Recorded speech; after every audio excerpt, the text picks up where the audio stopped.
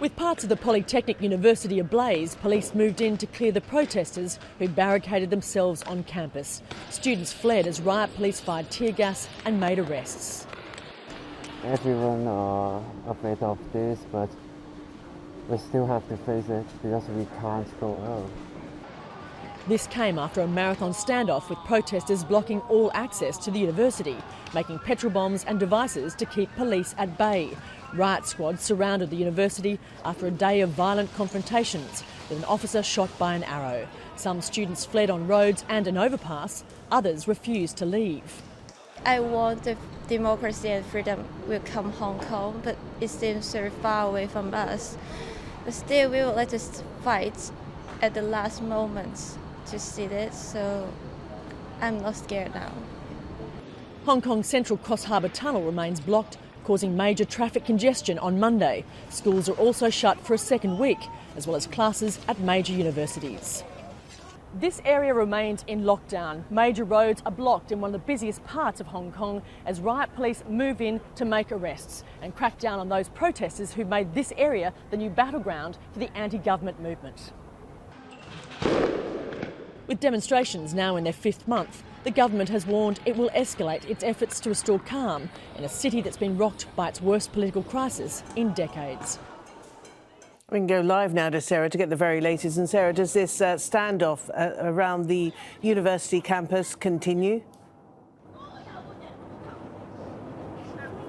Yes, we're at the Polytechnic University in Kowloon. This is the main campus in a very busy part of Hong Kong, and this standoff has been ongoing for hours now. We have a heavy police presence, the riot police in front of me. They're also across all of these overpasses. And now, early this morning, when a number of them, the students, protesters, fled the campus, the police fired a number of rounds of tear gas on those students as they fled this particular university. Now, we still have a large group who are holed up inside. In the last 10 minutes or so, we've seen some of those students walk out with their hands up, surrendering, and obviously those arrests have already been made. About 2 hours ago, we saw about 100 arrests, or more than 100 arrests, on the streets in front of me. Those are the students who left the campus early this morning. But certainly with that large group that's refusing to leave, we believe they're holed up in the building behind me, behind that actual overpass.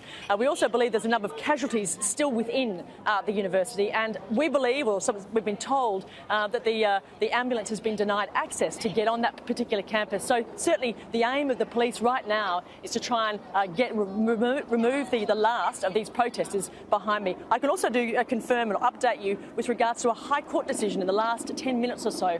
Local media is reporting that the High Court has basically deemed the mask ban that was introduced under the emergency powers. The High Court has deemed that unconstitutional. So certainly a timely update from the High Court on Monday in Hong Kong. Right, well, that will be welcomed by the protesters, won't it? But by and large, Sarah, is it fair to say that there is a hardening on both sides of this conflict, both on the part of the protesters insofar as they're becoming more violent, more demanding, and indeed in terms of the way the police are responding?